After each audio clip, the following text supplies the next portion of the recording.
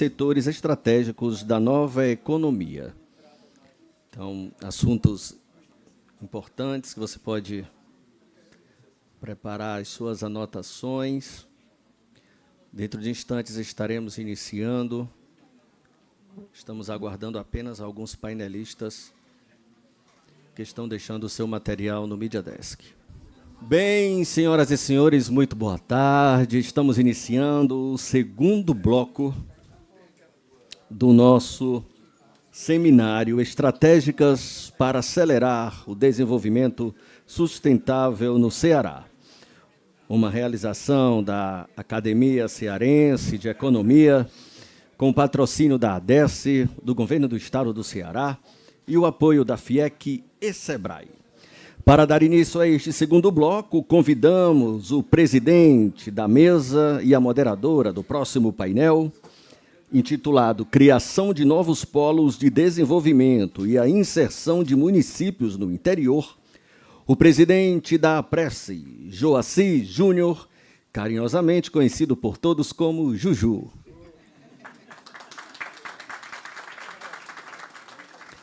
E a acadêmica da ACE, Mônica Alves Amorim.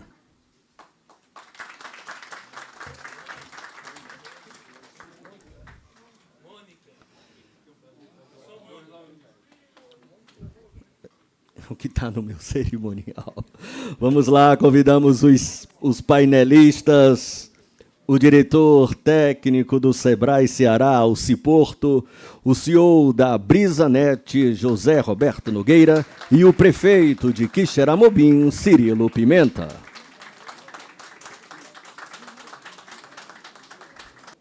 Querem tomar assento, por gentileza? O presidente da APRESE, o Joaci Júnior, conduz o painel.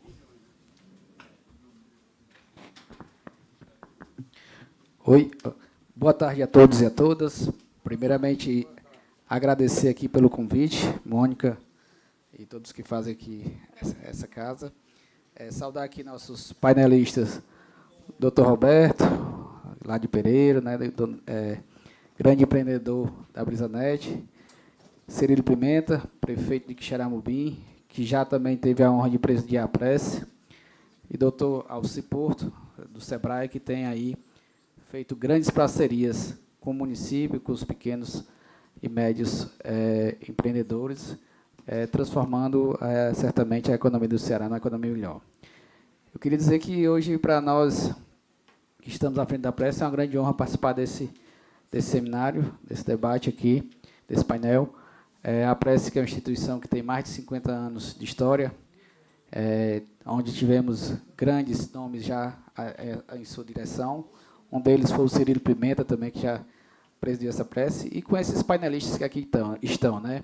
O Cirilo, que desenvolveu a sua região lá, ensinando a vaca da leite. O Roberto, que tirou leite de pedra lá em Pereira e se tornou hoje um dos empresários, dos maiores empresários do ramo de comunicação do país.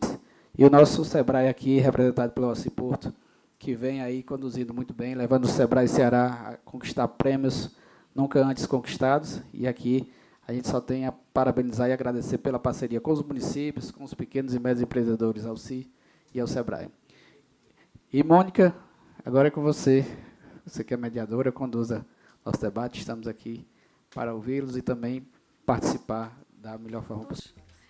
Obrigada. Boa tarde a todos. Eu quero inicialmente agradecer a presença do presidente da mesa, senhor Joaci Santos, e todos os palestrantes que compõem essa mesa, a começar pelo meu colega Alci Porto, o senhor José Roberto, CEO da BrisaNet, que eu tenho muito orgulho de conhecê-lo, e o senhor prefeito Cirilo Pimenta, de Quixeramobim.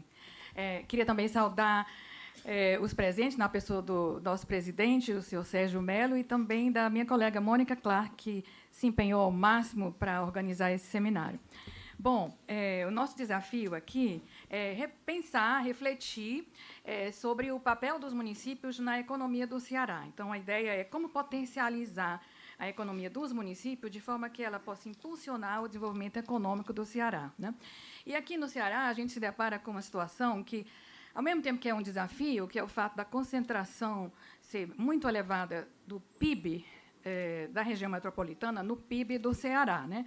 É claro, quando a gente fala em desenvolvimento, a gente não fala só em PIB, mas como o nosso painel aqui fala em motor da economia, a gente vai se restringir à ótica do PIB, né? Então, aqui no Ceará, a gente tem essa situação, que 64% do PIB, aproximadamente, é produzido nos 19 municípios da região metropolitana de Fortaleza, ficando menos que 36% para os outros 165 municípios de todo o Estado, né? Então, aqui, a nossa ideia é provocar os palestrantes e os participantes sobre o que mais pode ser feito para impulsionar a economia desses municípios, né? Eu queria também explicar sobre os palestrantes. Todos eles são muito conhecidos, muito experientes, né? E eu respeito muito todos. E também o critério para a gente selecionar os palestrantes partiu também dessa consideração sobre o papel dos municípios na economia do Ceará, né? No caso aqui, a gente pensou primeiro em incluir um município de pequeno porte, que é o caso de Pereiro, né, que tem menos de 10 mil habitantes, cuja economia tem sido muito impulsionada por uma empresa de tecnologia, a BrisaNet, né, e que hoje tem o quinto maior município, Pereiro, o quinto maior PIB per capita do Estado, né? E a gente escolheu também, a gente achou por bem analisar a economia de um município de médio porte.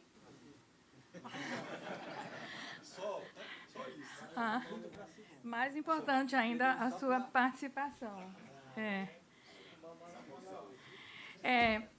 Então, a gente também pensou em trazer aqui o exemplo de um município de médio porte, também localizado no semiárido, né, portanto, sofrendo todas as limitações que essa condição impõe, né, que é o município de Quixeramobim, que é hoje o líder do PIB per capita da região Sertão Central. E tem umas diferenças sobre esses municípios. Assim, no caso de Pereiro, o crescimento tem sido impulsionado pela tecnologia, né? E, no caso de Quixeramobim, é também inovação, mas muito puxado pela agricultura familiar, pelo empreendedorismo, né? E outra diferença é que, no caso de Pereira, é uma iniciativa privada que está puxando a expansão do PIB, né? E, no caso de Quixeramobim, é uma boa gestão, já que vem de uma sequência de gestões bem-sucedidas, que tem proporcionado esse desempenho. E como a gente fala do interior do Ceará, onde a maioria das empresas são de pequeno e médio porte, né, a gente precisa também ouvir a experiência de uma instituição que tem muita tradição em apoiar as pequenas e médias empresas, em formar pessoal, em estruturar organizações produtivas, né, que, no caso, é o SEBRAE. Então, tenho muito prazer aqui ter o meu colega, que é diretor do SEBRAE, para falar sobre a experiência do SEBRAE nessa atividade de apoiar os municípios a expandirem as suas economias, diversificarem, né, e ampliarem sua participação no PIB. Então, dito isso, eu queria começar, inicialmente, com o colega Alci, acho que é o que está primeiro previsto, né, para falar da experiência do SEBRAE no apoio às economias dos municípios. Eu acho que o tempo previsto é 15 minutos. Acabei de saber que a gente sofreu um corte. Obrigada a todos. Pois é, você vai ignorar? Bem, boa tarde. Houve um corte de 5, né? Vou ter que cortar 5 aqui também. Bom, pessoal, antes de mais nada, cumprimentar e os colegas todos aqui da academia, dizer, da grande alegria de nós estarmos aqui juntos, discutindo temas tão importantes. E aí, a iniciativa do presidente Sérgio, que sempre estimulou esse momento, e eu acho fundamental. O Ceará estava precisando, Sérgio, juntar as forças, juntar as inteligências. Hoje pela manhã nós vimos o quanto temos a discutir sobre aquilo que foi apresentado aqui, que é insumo fundamental para esse trabalho. Queria cumprimentar aqui a mesa, em nome da minha amiga Mônica, dizer da alegria aqui, sempre do trabalho junto. O Joaci, que é um parceiro grande na nossa prece. O SEBRAE tem um dia a dia juntos, aí com muitos programas. Meu amigo Cirilo, que é um prefeito, eu digo que é um prefeito recorrente, né? Em vários momentos aí tivemos juntos.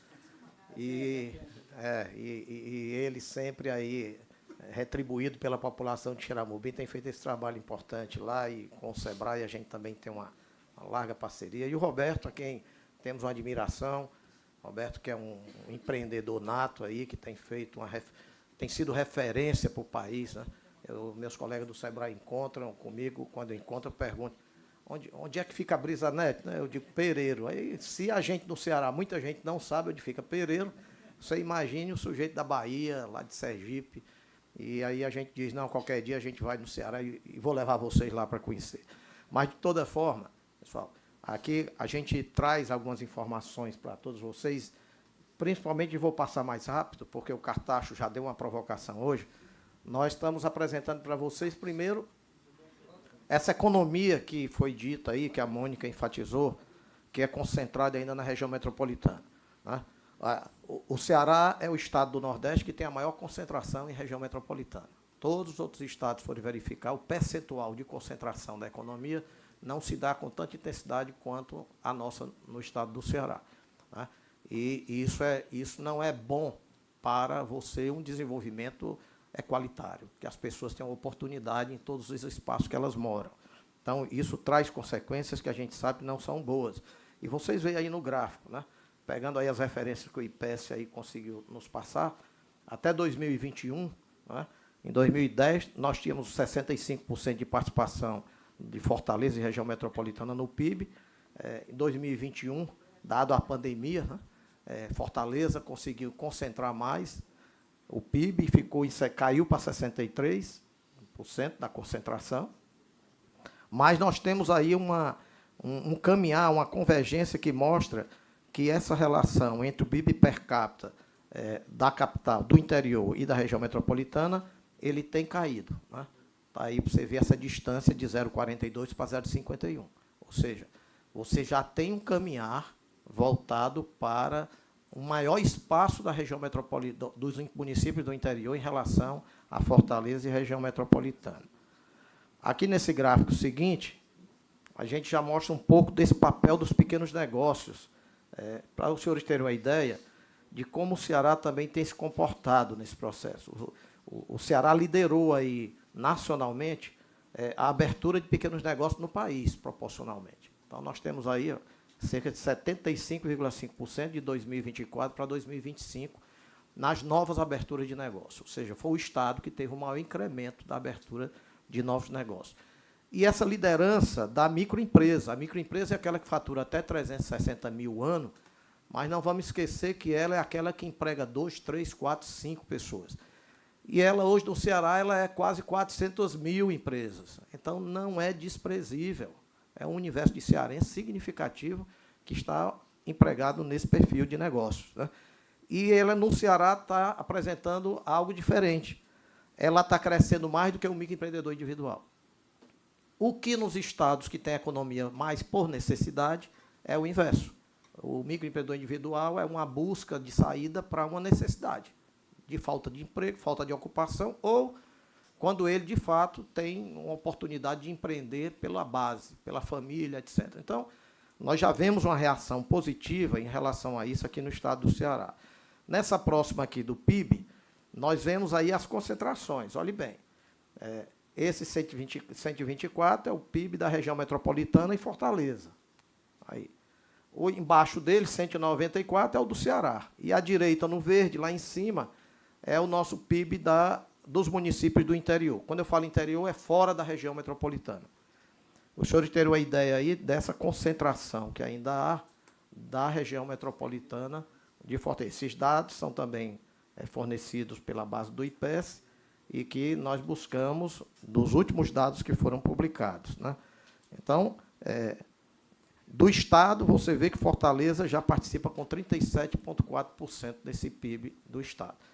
Então, pessoal, ou nós fazemos algo para que a gente comece a pensar cada vez num estímulo maior, não é desacelerar Fortaleza e região metropolitana, é fazer com que o restante do Estado tenha um ritmo capaz, pelo menos, de diminuir esse grande fosso que há entre a economia do interior do Estado e a economia aqui da capital. Aí apenas uma progressividade que eu vou me ater por conta do tempo. E aí, a gente pesquisando, levantando no dia a dia os polos produtivos, esses polos produtivos principais, é evidente, alguns deles aí nós vamos preencher ainda, ele está ele foi verificado a partir da estatística que nós levantamos de dados, tanto nosso como da ADES também, que fez estudos nessa área, que mostra como é a composição desses polos hoje no interior do Estado. O que nos causou um grande impacto foi essa questão da saúde e educação, pessoal. A saúde e a educação, ela tem um fator importante, por quê? Porque ela não só gera atividades dentro do ramo de atividade que ela representa, mas ela é um atrativo também de outros negócios. Então, onde tem saúde e educação, tem atração de empresas também, por quê? Porque cria um ambiente propício para a formação, cria um ambiente propício também para cuidado da saúde das pessoas, e então era um grande fator impeditivo, às vezes, da implementação, às vezes, dos negócios. As pessoas não tinham infraestrutura na cidade, na região, e aí quem é que queria se instalar num ambiente em que o seu funcionário, muitas vezes, tinha dificuldade até numa hora de uma saúde, uma dificuldade de saúde, era difícil. Agora, com a implementação das unidades de saúde, nós já vimos uma reversão muito forte, por quê? Porque ela torna uma cadeia produtiva importante. Se você for verificar aqui no cantinho, de laboratório, farmácia, clínica de imagem, clínicas em geral, insumos. Aí, para não falar da hotelaria, etc. e tal, que você tem um fluxo de pessoas, de prestadores de serviço, de manutenção, etc. e tal. Você hoje chega num restaurante, numa cidade dessa que tem um hospital regional, e aí o prefeito Cirilo sabe porque também tem, e você encontra pessoas dentro do restaurante que são de manutenção, de prestação de serviço, etc. e tal, cria uma cadeia produtiva que, somado à economia do município, você começa a ter um fator fora do profissional de saúde, um fator atrativo também para outras empresas. E aí, por fim, aqui, os 8 polos, um pouco do que eles geram aqui no interior do estado do Ceará. Para vocês terem uma ideia, somente desses polos que o SEBRAE levantou dados, nós temos aí, no total de 215 mil empresas CNPJ, somente dos polos produtivos do interior do estado do Ceará. 540 mil empregos diretos formais nesses polos. Então, não dá para discutir desenvolvimento sem conversar sobre a capacidade de desenvolvimento desses polos e também suas competitividades, que é a grande questão que nós temos que trabalhar. Não é? Uma massa salarial de 16 bi, não é? Que não é desprezível para quem está fora da região metropolitana, não é? E um crescimento de empregos aí, em média de 22%, que é importante, e aqui no canto uma distribuição territorial, os senhores verem aí do Cariri, Sobral, São Gonçalo, enfim, os percentuais das quais fazem parte. Mas o SEBRAE, olhando esse ambiente, pessoal, mesmo que as empresas tenham uma capacidade produtiva importante, uma capacidade empresarial importante, elas encontram alguns fatores que levam, muitas vezes, a ter dificuldade. Não é? E um deles aqui é o ambiente de negócio e o marco regulatório. Se nós não trabalhamos do muro para fora das empresas, as empresas têm limite na sua capacidade de desenvolvimento, sem que ela tenha o poder público olhando as suas políticas, e aí os prefeitos e prefeitas aqui do Ceará, né, em parceria com o SEBRAE, já vamos em 172 cidades empreendedoras, aqui que Xeramubim é uma delas, que assinam com o SEBRAE um termo para implementar pelo menos 3 dos eixos estratégicos que o município precisa para melhorar seu ambiente de negócio. E isso é fundamental para que a gente possa pensar em que o empreendedor desenvolva suas atividades com maior tranquilidade. E aí também vem a questão das lideranças, pessoal. Nós passamos muito tempo, e talvez essa seja uma das causas, sem dar oportunidade às lideranças que moram nessas regiões, que se desenvolveram nas regiões, que empreendem na região, de participar na elaboração das propostas dos projetos e das políticas. Então, nós mesmos, das instituições, governos, nos acostumamos a levar quase o produto pronto para que as pessoas recebam e homologuem. E muitos desses produtos são abandonados, porque as pessoas não se sentem identificadas com eles. Então, o SEBRAE fez um trabalho forte em todas as 12 regiões de formar grupo de líderes. E aqui eu tenho o grupo representante da agência da região centro aqui. Onde é que vocês estão aí, da região? Tá aí os colegas aí da Agência de Desenvolvimento, da região centro, fruto do SEBRAE.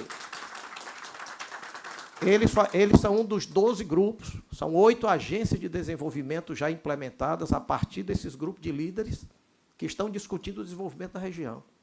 Ora, se eles começam a discutir e eles começam a ser o protagonista das propostas, eles montam a agência de desenvolvimento para dizer: nós queremos fazer parte das políticas, nós queremos dar nossa opinião e queremos discutir os projetos prioritários para a região.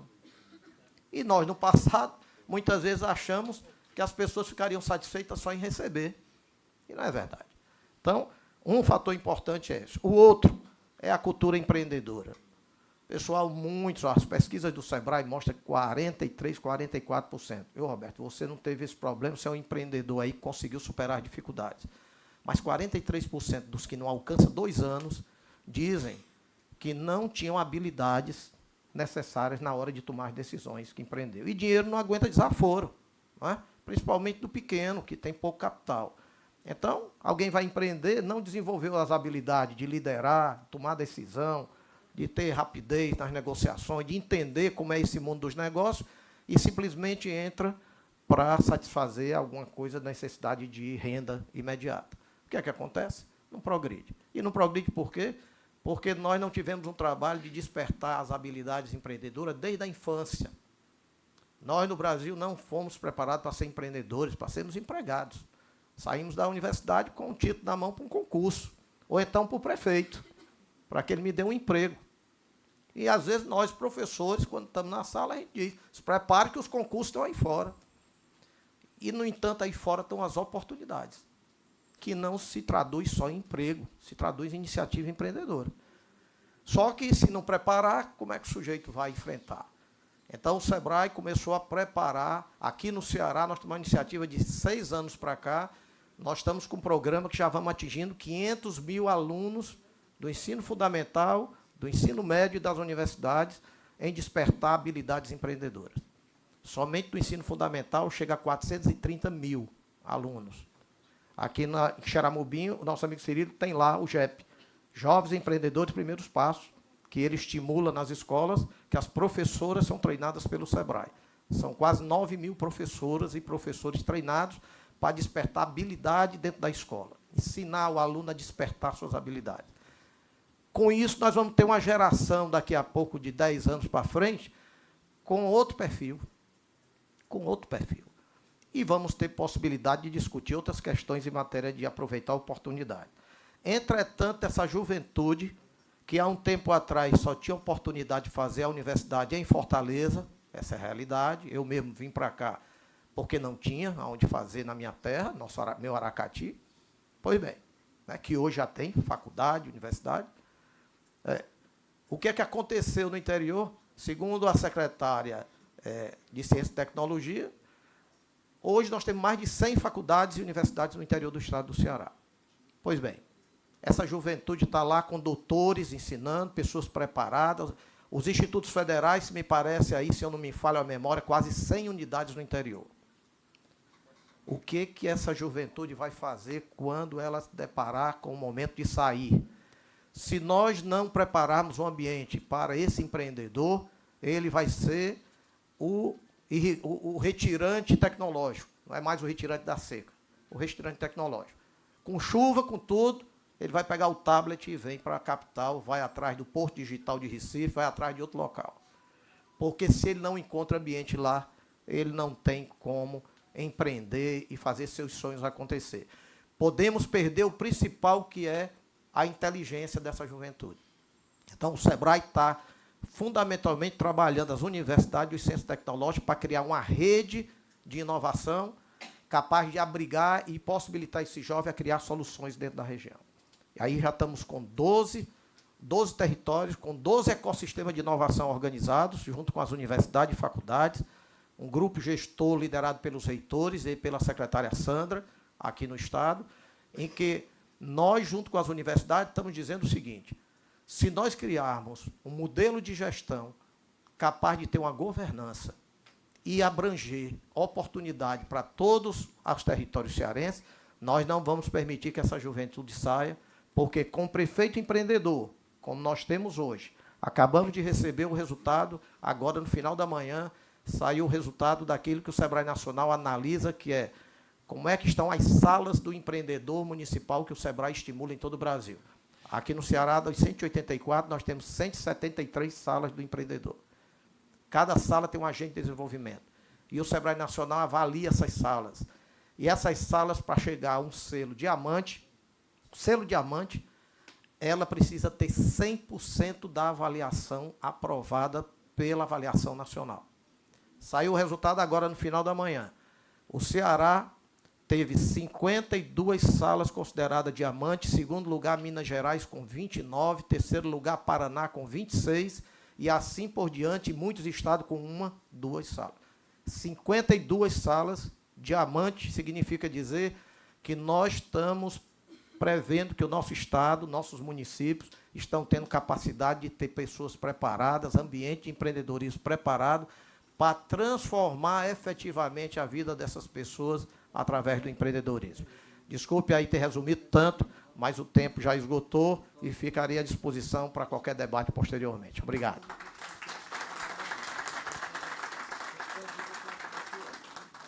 Obrigada, Alci, pela sua fala, que nos traz muita esperança concreta sobre o papel das pequenas empresas no desenvolvimento do Ceará.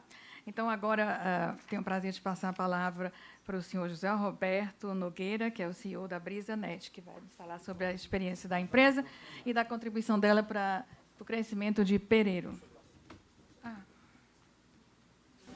Okay. Boa tarde a todos. Aos colegas aqui painelistas. Vou ter que ganhar tempo, me deram meia hora, agora foi reduzido e eu tenho muita coisa para fazer e não dá para compactar. Estava vindo já de uma jornada longa. Eu estava em Brasília ontem, depois de uma jornada de 5 anos buscando mais frequência, mais um leilão de frequência. Nós ganhamos em 2021 2 blocos de frequência do Nordeste e também no Centro-Oeste. Então, a BrisaNet é quem tem mais frequência para o 5G. E queríamos mais, precisava de mais frequência. Frequência em telecom é como água para Cagesse. Se não tiver água, não tem como distribuir. Então, nós tínhamos equivalente ao Castanhão e o Oroz, já, de frequência, e ontem nós ganhamos o Banabuiú. Então, assim, nós estamos com... Então, agora nós estamos com 3 blocos de frequência, preparado para fazer um atendimento melhor, inclusive, do que nossa concorrência.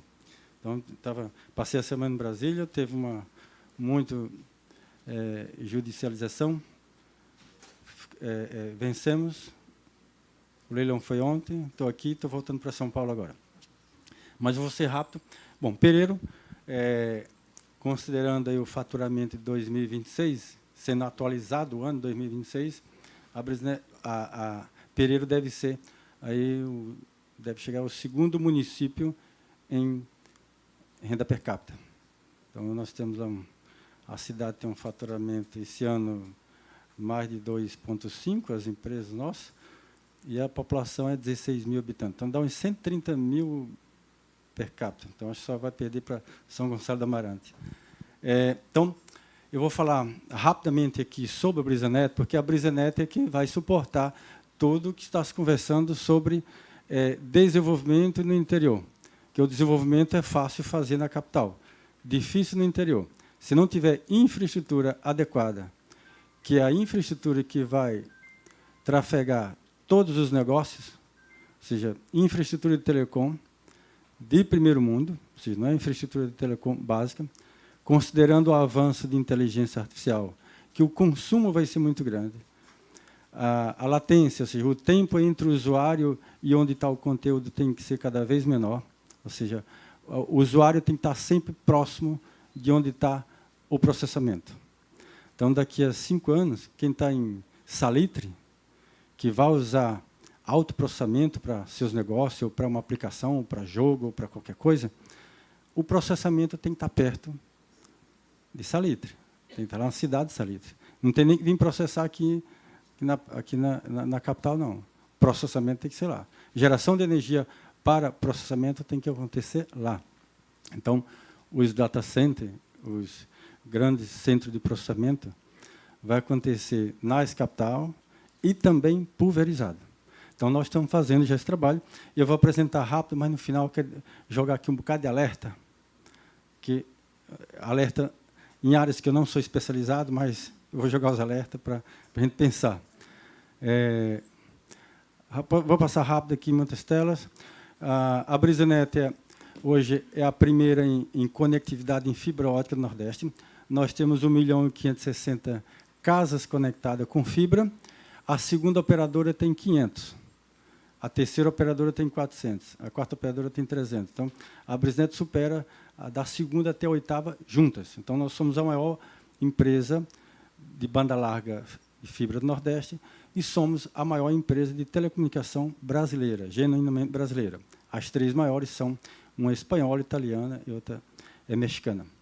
Então, nosso investimento, na ordem de 24, na ordem de 1 bilhão, a gente segue 9.000 funcionários diretos e nós já estamos operando o móvel, se aproximando de 1 milhão de clientes no móvel. Espero que a maioria de vocês já esteja usando nosso telefone móvel. Se não tiver, procure nossas lojas para colocar o telefone móvel no celular, que não é só banda larga fixa. Todo mundo, nós temos uma barreira grande para romper, que é as pessoas entendem BrisaNet como banda larga fixa, não entendem ainda BrisaNet como móvel. Nós temos a rede mais robusta de telefonia móvel do Nordeste. Mas vou passar rápido. Isso é o início da operação, em 98. Começamos com $10 mil. Isso foi a primeira experiência Brasil de levar a internet numa casa sem que aquela casa tivesse linha telefônica. Então, essa é a primeira experiência, praticamente, mundo, de internet de baixo custo. A evolução, e hoje, está na época seca, tem duas caras, tem uma foto que fica na época verde. Então, nesse prédio, só nesse prédio que trabalha em torno de 3.300 pessoas, o total é de 9.000 colaboradores. Em 21 fomos listados, repassamos 20% do mercado. Na época fomos avaliados em 6,3 bilhões. E hoje nós estamos já com 3 vezes a base de cliente e 3 vezes o faturamento de 21. Passando rápido aqui, o ranking do Nordeste. Conectividade em fibra ótica do lado direito, olha só o gráfico do lado direito, a BrisaNet primeira e as demais, Vivo, Oi, Giga, Claro, Alaris e demais competidores. João Pessoa, olhando só para o lado direito, que é conectividade de fibra ótica, como é a competição BrisaNet versus os competidores aí do lado direito. Ou seja, a segunda colocada em João Pessoa tem 25, a BrisaNet tem 183 mil clientes. Tudo isso é robustez da rede. Nós construímos uma rede de infraestrutura diferente de como o mundo constrói. Nós não olhamos como o mundo construía. Nós construímos a rede, que é o que chama de rede utópica. Nós fizemos algo que é o sonho da engenharia, é fazer uma rede como a BrisaNet fez. Aqui é Natal, do lado direito, só olhando do lado direito, Fortaleza. A segunda operadora é um aglomerado de empresas que foi adquirida por um fundo de investimento. Então, bom, Nordeste e Centro-Oeste, onde compramos as frequências, e ontem ganhamos mais um lote de frequência por 20 anos. Quer dizer que não tem espaço para entrar uma outra operadora. Ou seja, tem setores que têm um momento que não se repete por décadas. Ou seja, em 21, abriu-se uma janela para novos operadores no móvel. Já tinha 3, tinha a quarta, que a Oi saiu, ficou 3, e a BrisaNet entrou. Não tem espaço para entrar uma operadora móvel. As frequências principais já foram leiloadas. Os 3 açudes grandes já foram adquiridos. Não dá para montar mais uma distribuidora de água só com açude pequeno. Então, já não tem mais espaço nos próximos 20 anos para ter mesmo quem tiver recurso não pode comprar frequência, não tem mais essas frequências, já foram adquiridas. Então, a BrisaNet está muito bem com esse espectro. Essa é a rede que a gente chama de mini data center, a rede espalhada, que é 115 mil quilômetros de cabos, 297 mini data centers, que são os pontos onde, no futuro, todo o processamento que as pessoas precisam e as empresas precisam vai acontecer nesses endereços, naqueles pontos que mostra ali aquele lugar com bastante equipamento. Então, a capacidade de trafegar dado que nós fizemos, as outras operadoras não têm nada parecido com isso. Pega aqui, por exemplo, Caruaru, quantidade de cabos. Um desses cabos pretos trafega 2,8 terabits por segundo. Isso é uma capacidade monstruosa de trafegar dados. Então, não tem nenhuma rede de nenhum concorrente, mas nem próximo dessas capacidades. Por isso que eu falei que nós fizemos algo sem olhar como os outros faziam, e fizemos o que a gente chama de que é o sonho da engenharia. Quem trabalha em uma empresa de telecomunicação gostaria de fazer dessa forma, e nós fizemos. Isso aqui já é... Começamos já a operar Centro-Oeste. Estamos construindo. Em julho, colocamos os primeiros clientes no Centro-Oeste. Então, a Brisnet já está construindo nossas redes, já chegando em Cuiabá, Campo Grande. Estamos avançando nossas redes.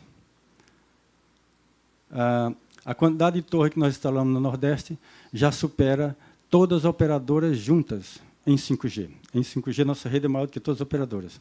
Por isso que pode mudar o celular de vocês para o Brisnet, que vocês podem estar na China que vai funcionar o celular. Então toda a rede já construída. Escritório. Mesmo crescendo rápido, a Brisnet é a primeira em qualidade de serviço, conforme a medida da Anatel. Essa é a rede construída, só que na Grande Fortaleza são 380 torres, que a Brisnet faz tudo, fim a fim. Do projeto onde vai a torre, constrói a torre, configura os rádios e implementa e cuida do cliente. Então, aí Natal, João Pessoa, esse é um tipo de torres. O grande desafio do Nordeste são 5.200 cidades que não têm interesse das grandes operadoras, porque 90% de todo o dinheiro do telecom está em 370 cidades. Então, 5.200 cidades não têm interesse das grandes operadoras. A Brisnet constrói essa cidade com viabilidade. A gente conseguiu ser extremamente eficiente no nosso segmento, que o que para as outras operadoras essa área é vermelha, não tem retorno, não tem payback, a Brisnet faz com viabilidade. E aí tem a área rural, que é o maior desafio.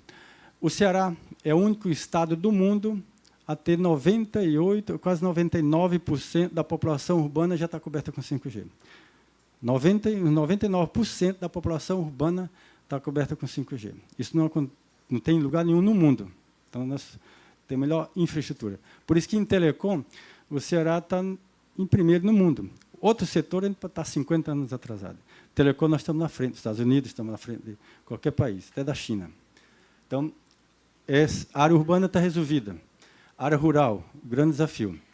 E aí fizemos uma parceria para usar crédito de ICMS e vamos construir 1.000 torres em áreas rurais do Ceará. Enquanto nos demais países só está construindo 5G nas capitais, em grandes cidades, nós já estamos começando a construir 5G em áreas rurais, que daqui a 10 anos não está sendo construído em lugar nenhum no mundo, operadora construindo 5G em área rural. Nós estamos fazendo já. Bom, aqui o desafio rural, né, que a gente está fazendo, que é isso aqui em cima da Serra da Ibiapaba, lá. Escola, a população. Esses pontinhos são casas que nós mapeamos todas as casas do Nordeste para ter uma forma, para visualizar melhor como está distribuído as casas, como as pessoas moram. Inclusive, Cirilo, se quiser olhar no seu município, dá para ver todas assim, as bolinhas, onde é que as pessoas moram, fica mais fácil visualizar. E aí isso é para fazer o mapeamento de como vai ficar cada torre. Aqui é Croatá, como as pessoas moram nos vales. É diferente, é de uma cidade para outra. Aqui não tem ninguém, aqui tem gente morando nos vales. Aqui já é Boa Viagem, já é diferente. Então, cada cidade é um pouco diferente. Bom, o que eu queria deixar aqui de alerta é o seguinte. Acho que a FIEC, junto com a FIEC de todos os estados e outras entidades, tem que encontrar uma nova forma da sustentação aos negócios no interior. Infraestrutura para suportar qualquer negócio, para um aluno se desenvolver. Em volta da Brisnet tem 200, 300 pessoas trabalhando para o mundo, que trabalhou na Brisnet, se desenvolveram e agora trabalham para o mundo. Mas isso tem que acontecer em todo lugar. E com essa infraestrutura que nós criamos, o desenvolvimento acontece em qualquer lugar. Então, o aluno vai se especializar, vai se tornar num especialista, num programador, ou em gestão de projeto, ele pode ter qualquer área, ele pode se especializar. Agora, tem um grande desafio para o Brasil, principalmente para o Nordeste, que é, hoje a China compra mais da metade de toda a matéria-prima do mundo. Então, é a fábrica do mundo. E fabrica em grande escala, tem tecnologia, tem uma cultura do trabalho, que as pessoas são preparadas para o trabalho, tem uma carga tributária menor e uma ordem, venda para o mundo, fabrica e vende para o mundo. Então, Cirilo, quem está lá no município de Quixadá, na zona rural de Quixadá, pode comprar uma vassoura fabricada na China. Chega rápida, barato. Se você entrar na Shopee agora, você compra uma barraca de camping que cabe 4 pessoas por R$50. R$50. Então, aqui no Brasil, nós temos que mudar tudo. Então, a China tem as melhores tecnologias, tem máquina, tem dinheiro, criou o mercado mundial, em qualquer lugar da África, a pessoa compra igual nós estamos comprando na zona rural de qualquer município. E o grande alerta, tanto quem vende o atacado, o varejo, ou a pequena indústria. Nós temos que redesenhar. O Brasil, o mundo tem que se redesenhar para enfrentar, senão, daqui a 5 anos, só chinês vende. Então, nós somos só compradores. O chinês ele compra em alta escala. O chinês pode comprar aqui nossa soja do Mato Pibe, a torta de algodão, embarca no navio com preço muito baixo, chega lá na China, verticaliza e pode ter a sua vacaria automatizada, que nem a ordenadeira, não precisa de ninguém para estar colocando a ordenadeira, onde o leite já sai na tubulação, vai lá para a torre de esguicho e já faz ali o leite em pó. Então, daqui a 5 anos, enquanto nós somos fortes em leite, mas tem um custo de logística grande do farelo, soja, chegar até o Ceará, esse leite chegar até o fabricante e distribuir. Então, na zona rural de Quixaramubim, Quixadá, qualquer município, daqui a 5 anos, uma pessoa pode comprar uma lata de leite em pó, que a soja saiu aqui do Brasil num custo muito menor, em alta escala, porque eles têm máquina. Então, nós temos que rever a Nordeste. O Banco de Fomento tem que fazer uma mudança grande, que é reinvestir, renovar nosso modelo de fabricação. Então, nós temos que importar as melhores máquinas da China, a máquina. Nós não podemos fazer a proteção achando que tem que proteger a máquina. Nós temos que proteger o seguinte: nós temos matéria-prima, nós temos alumínio, temos tecido. Você traz aquela máquina que, com R$5, fabrica a barraca que você compra na Shopee. Se a mão de obra é R$5, porque basicamente ele está pegando a matéria-prima, a China está pegando matéria-prima, industrializando com praticamente pouca mão de obra, fabricando um produto e vendendo para qualquer lugar do mundo, entregando, e a logística dele vai acelerar. Mais 2, 3 anos, a China está entregando rápido em qualquer lugar do planeta, não é aqui só, não, na África, em qualquer lugar. Então, compra toda a matéria-prima do mundo, define os preços da matéria-prima, do ferro, do alumínio, de qualquer coisa, tem máquina para fabricar em alta escala, e ele criou o mercado, criou a logística. É igual a bateria Moura, criou uma rede logística de distribuição de bateria. Quem quiser fabricar bateria que ele coloca no mercado, vai ter dificuldade de criar a logística de entrega. Então, a China já fez no planeta o que a bateria Moura fez aqui no Brasil. Em qualquer lugar, qualquer cidade tem um distribuidor de bateria Moura. Estou fazendo propaganda de bateria Moura aqui. Então, o alerta é que nós, hoje, acho que o Banco Nordeste tem que olhar diferente. Quem está aqui é mais próximo do Banco Nordeste, assim, eu estou colocando aqui só uma opinião, mas é coisa para se pensar, que o investimento tem que ser na máquina, na produção. a proteção de financiar máquina só nacional, se aquela linha de máquina está 50 anos atrasada, como é que nós vamos com a máquina que produz pouco, gasta muita energia, usa muita mão de obra, vai competir com o chinês que compra a matéria-prima do mundo, fabrica e vende para o mundo. Então, nós temos que comprar a máquina mais moderna do mundo e pegar nosso alumínio, que nós temos alumínio aqui, temos tecido também, e fabricar a barraca. Mas essa barraca tem que sair mão de obra por R$5, e não por uma barraca grande hoje, que cabe 8 pessoas, está R$200. Se a gente for fabricar aqui no Brasil, a mão de obra é mais de R$200. Então, nós temos que pegar matéria-prima, olhar para o mercado, assim, o que nós somos bons em matéria-prima? Vamos industrializar, trazer a máquina e industrializar.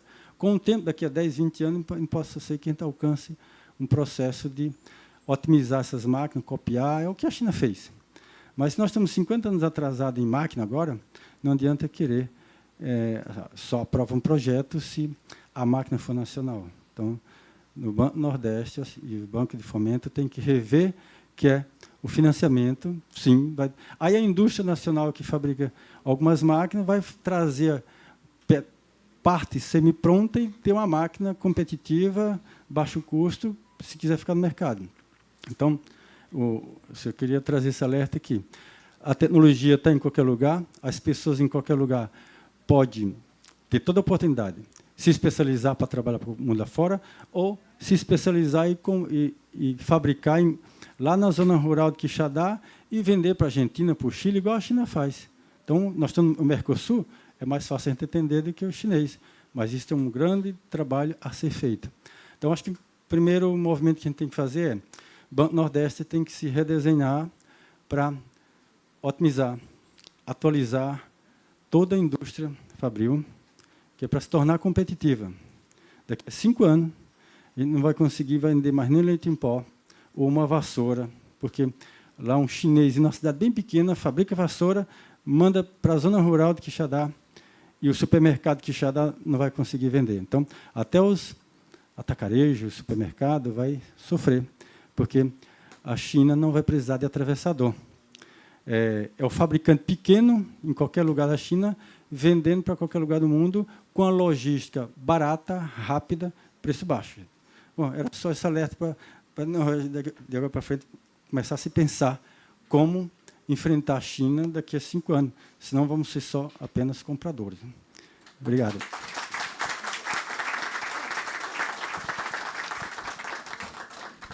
Bom, obrigada, José Roberto, pela brilhante palestra. Estão me ouvindo? Pela brilhante palestra que acabou me lembrando o meu amigo Cartacho de manhã, que ele falou em ousadia, né? Então, realmente, a história da BrisaNet e a ideia de criar um negócio baseado em tecnologia a partir de um município pequeno como Pereiro e se expandir a esse ponto, realmente mostra um exemplo claro, né, de ousadia e mostra muito o que um bom cearense faz, né, que é resiliente, é inovador, né? Então, parabéns e muito obrigado também pelos alertas que você nos traz aqui sobre a necessidade de revermos as políticas e os instrumentos para promover o desenvolvimento do Ceará. Obrigada. Então, agora, a gente tem pouco tempo, então vamos correr aqui um pouquinho. Vamos agora passar a palavra para o senhor prefeito Cirilo Pimenta, de Quixeramobim, para ele falar sobre a experiência na condução do município. Bom, gente, boa tarde. Eu gostaria de cumprimentar a Mônica, e agradecer aí, muito obrigado, agradecer pelo convite, cumprimentar o Alci, que é o nosso grande coordenador aí do nosso SEBRAE, cumprimentar o Juju, que é o presidente da Press, Zé Roberto, parabenizar pela apresentação e pela dinâmica do trabalho e da eficiência da empresa implantada aqui no Ceará. E cumprimentar a todos que estão aí conosco. O Cartaz estava falando aqui, no período anterior, e ele foi secretário das cidades, eu ia fazer uma provocação a ele, dizer que se eu pudesse interferir no organograma do Estado, eu não teria no organograma Secretaria das Cidades, seria Secretaria Regional, que seria uma secretaria que se daria com o trabalho de planejar, acompanhar e executar ações que de acordo com as características de cada região, tá? Com estruturas regionais bem baseadas no potencial de cada cidade. E eu tive a oportunidade de ser eleito a primeira vez em 1997, e foi com o SEBRAE que nós começamos a fazer um trabalho de planejamento regional, começando por Xeramobim. Na época, nós estávamos naquela plena ainda crise do desemprego, da desocupação em decorrência da quebra do algodão, essa coisa toda, e nós começamos a trabalhar um período inicial logo de qualificação e de recuperação para implantar uma bacia leiteira. Nós estávamos com o rebanho totalmente desqualificado, diminuído, e nós começamos a trabalhar uma qualificação. Montamos um quadro um centro de treinamento, de qualificação, de preparação para fazer inseminação artificial. Começamos a melhorar o rebanho, produzir 20 a 30 mil litros de leite. Nós chegamos hoje a produzir, foi crescendo, nós transformamos na maior bacia leiteira do Ceará, que hoje produz 250 mil litros de leite por dia, e o sertão todo foi copiando, hoje Bilhã, Xadá, Solonópolis, Senador Pompeu, Mombaça, todos eles têm ainda uma parte da economia sustentada no meio rural em decorrência da produção de leite. Produz 1 milhão de litros de leite o sertão todo, e cada 50 litros de leite é uma ocupação que você tem. Então, Xeramobim começou nessa base com a produção de leite, e ainda hoje nós temos quase 40% da população morando no interior em decorrência da produção da atividade de leite, que foi realmente a primeira que começou a proporcionar um crescimento um pouco mais acelerado, e, graças a Deus, isso tem permitido que essa grande maioria dos produtores sejam pequenos produtores. 90% produz de 300 litros para baixo. Hoje nós temos realmente um município de pequenas propriedades, né? Antes, era de grandes propriedades, nós reuníamos numa estrutura de galpão como essa, num auditório como esse, os donos do município. Hoje você está sem botar no estádio, porque já são muitas e muitas as pequenas propriedades, e para criar o gado de leite, para ter produção, não precisa de grandes áreas. Você tem que são animais confinados ou semi-confinados, que requer uma quantidade menor de área, apenas a estrutura que tem a água e que tem um pouco de capim, o local para plantar o capim, um pouco de milho e a soja. Então, hoje, graças a Deus, essa estrutura está bem montada, e nós estamos começando agora, em decorrência até da criação desse frigorífico lá em Iguatu, que a gente vai fazer a inseminação sexada. A metade dos animais, quando nasce mais ou menos a metade macho e a metade fêmea, né? O bezerro holandês é um bezerro que passa 3, 4 anos para atingir uma média de peso para ir para um abate.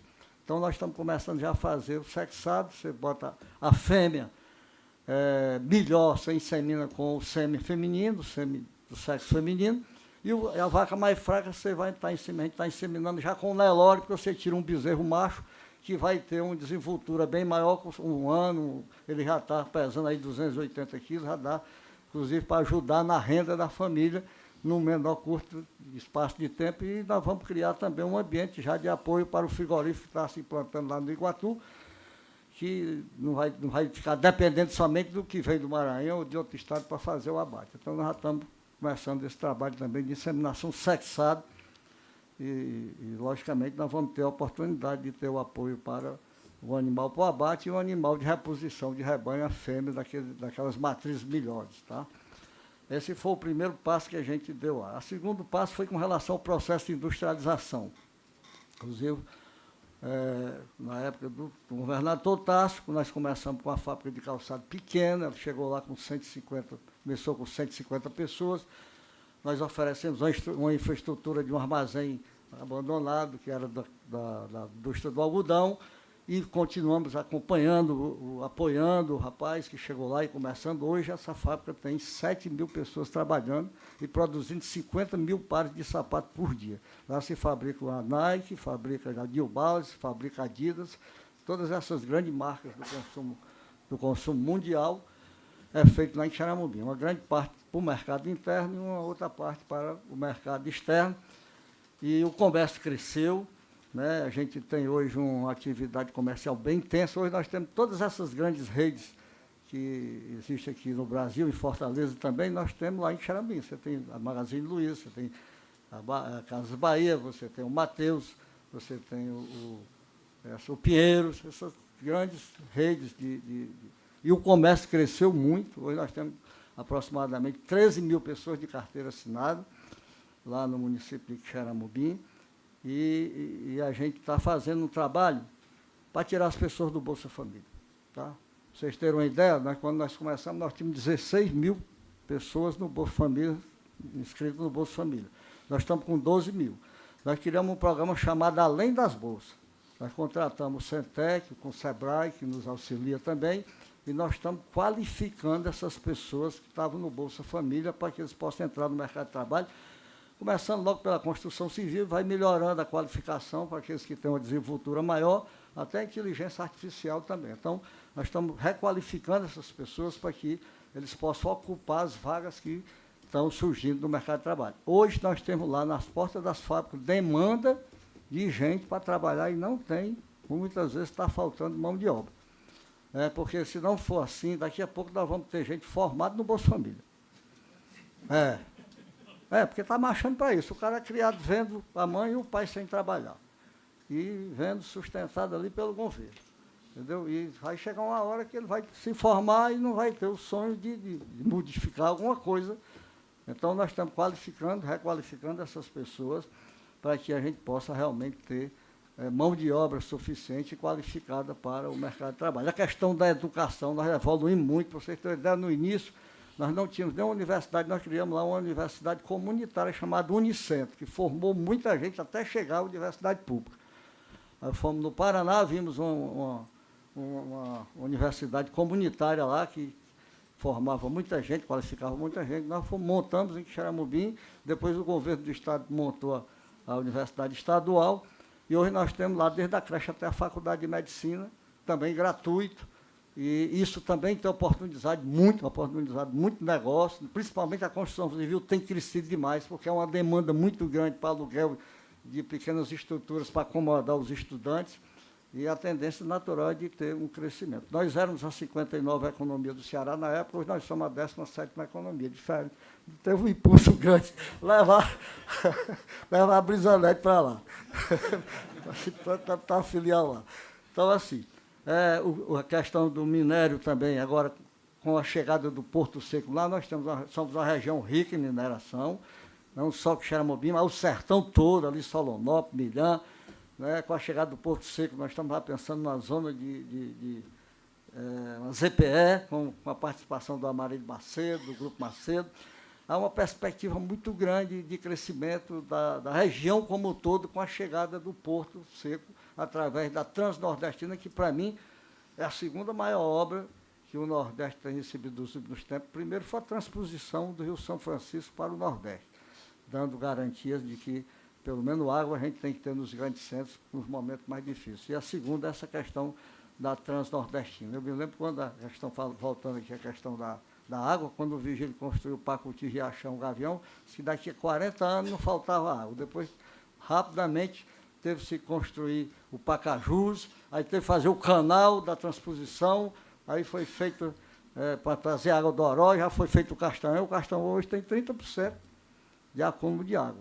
Então, na verdade, foram projetos muito estruturantes que realmente nos deram uma condição realmente de ter hoje uma sustentabilidade para a região como um todo. E a Transnordestina, com certeza, dará um grande impulso para a região do sertão como um todo, por onde ela vai passar, pelo que ela vai trazer de oportunidade, diminuição de custo de produção, principalmente na questão da bacia leiteira, que vai diminuir o custo do frete, que é 1/3. O trem traz por 220 carretas bitrem.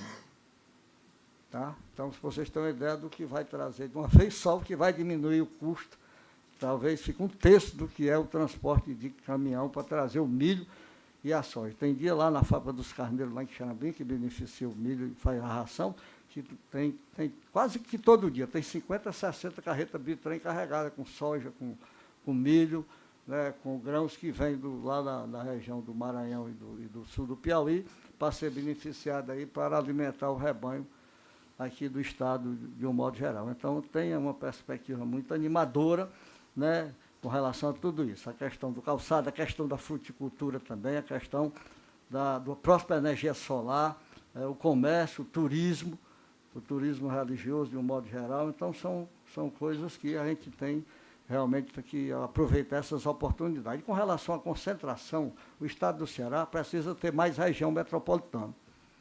Nós só temos uma região metropolitana grande que, como eu falou, se você pegar todos os municípios do Ceará, todos eles, inclusive Pereira e Tudinho, Fortaleza, botando Calcaia junto, Fortaleza ainda tem mais gente de carteira assinada do que todos os outros 184 municípios do Ceará juntos. Então, nós precisamos ter região metropolitana. Por que o Ceará é, na verdade, o mais concentrador? Você vai aqui para a Bahia, você tem uma Feira de Santana, você tem Vitória da Conquista, você tem Jequié, você tem quantas cidades médias estruturantes que absorvem o impacto da migração. Aqui no Ceará, você só tem a região do Cariri, e um pouco em Sobral. O resto são pequenas. Das 185 municípios, você tem aí 5 ou 10 que são maiores, e o resto são pequenos municípios que precisam realmente ter esse suporte âncora para diminuir a pressão aqui na nossa capital. Tá? Então, é uma cabeça grande, muito grande, para um corpo que é realmente pequeno em relação ao processo econômico. Então, é mais ou menos isso que a gente tem que ver. Né? Eu acho que essa questão da regionalização é importante, para vocês terem uma ideia. A região do Baturité, não sei se tem alguém aqui da região do Baturité, mas se você pegar a região do Baturité, hoje ela é mais atrasada que 100 anos atrás. Porque tinha estrada de ferro, você tinha boas escolas, você tinha fruticultura, você tinha café. Aí você sai daqui para ir lá para o Rio Grande do Sul, para uma serra que é igual a daqui. Dá para você ir a pé daqui. Aí você pega um avião, vai para lá. Aqui você podia ter a mesma coisa, se essa coisa fosse regionalizada, entendeu? Você podia ter a fábrica de chocolate, você podia ter o negócio dos carros para mostrar, você podia ter um teatro, você podia ter um parque aquático, você poderia ter teatro, tanta coisa, tanta diversão. Você vai para o Baturité, o menino só vai até 10 anos, depois de 10 anos ele não vai mais. Você chega numa feira, só tem cacareco, é plástico, é isso, é aquilo. Então, essa questão da regionalização ela é fundamental para um processo de desenvolvimento econômico do Estado ser mais justo, mais equilibrado. Tá? Aqui está tudo concentrado na região metropolitana. As potencialidades do interior, com a chegada dessa transnordestina, ela pode ser muito mais aproveitada se o governo realmente dirigir ações regionalizadas que possam aproveitar o potencial que a nossa população tem. E hoje é o seguinte, as pessoas estão sendo qualificadas. O interior hoje, por exemplo, todo município do Ceará hoje tem boas escolas, que já tem condição de formar uma mão de obra mais qualificada, com mais conhecimento, com mais facilidade de um aprendizado mais aperfeiçoado. Então, é preciso que realmente a gente possa ter essa questão da regionalização bem aproveitada, porque senão, daqui a pouco, é como ele falou mesmo, a migração vai ser de gente que tem computador para ir para outros estados, porque não tem oportunidade de trabalhar aqui, porque realmente é muito saturado. E Fortaleza, eu acho que ela já realmente passou dos limites, e a região metropolitana, do acolhimento de forma humana para a população que vem do interior do nosso estado. A questão da segurança é outro problema muito sério, que à medida que acumula mais facilidade tem. A questão da organização das cidades também, de um planejamento urbano bem adequado para o processo de desenvolvimento, que possa ter seus planos diretores regionalizados. Tudo isso é realmente fundamental para que a gente possa se tornar mais acolhedor também, do ponto de vista de boa moradia, de tranquilidade e de paz no interior do estado como um todo. Portanto, eu preciso realmente de ter oportunidades maiores de abertura do próprio Estado para que a gente possa, através da pressa, poder mostrar essas necessidades básicas da descentralização, para que a gente possa ter um apoio maior do governo do Estado, do governo federal, de um modo geral, para desconcentrar essa situação que a gente vive hoje nas grandes cidades do interior, principalmente aqui no Ceará. A questão das regiões metropolitanas é fundamental para a gente diminuir essa pressão. Hoje nós já temos universidades, em algumas regiões, tem muita coisa já que começou-se e tem que se aproveitar.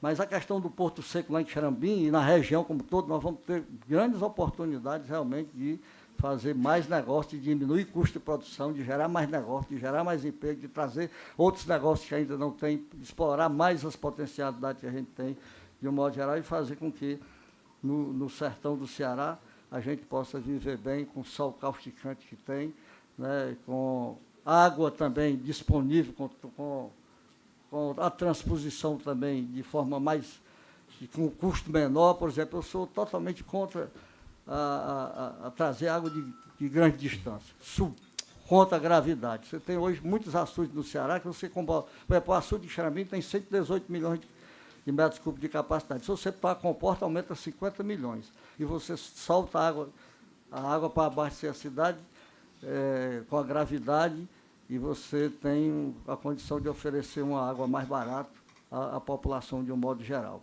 Na época que ela secou, que teve que ir água lá do açude do Quixadá para lá, quebrou o SAI porque tinha que pagar 1 milhão de energia para subir a água por mês.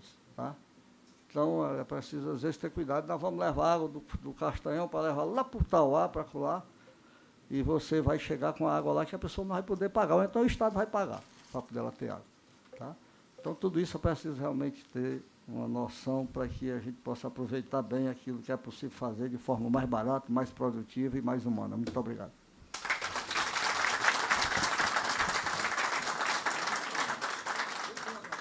Quero parabenizar e agradecer ao prefeito Cirilo Pimenta por ter compartilhado aqui as lições que ele tirou administrando o município de Quixeramobim.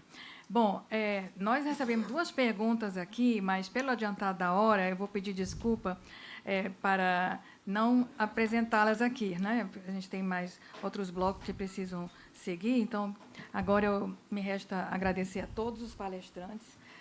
Deixa eu só agradecer a representação que veio do Xaramim, que eu esqueci de abraçar a turma que está aqui, tá bom? Eles nos acompanham. Obrigada.